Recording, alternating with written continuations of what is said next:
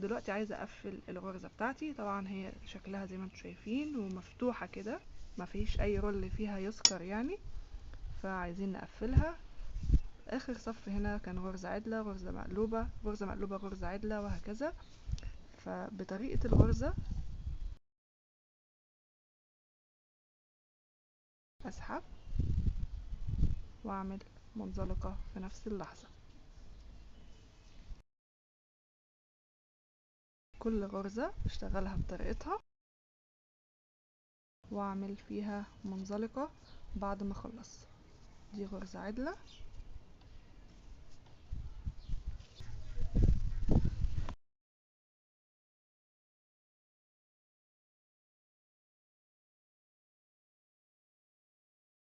بطريقة الغرزة. دي غرزة مقلوبة، وادي غرزة عدلة،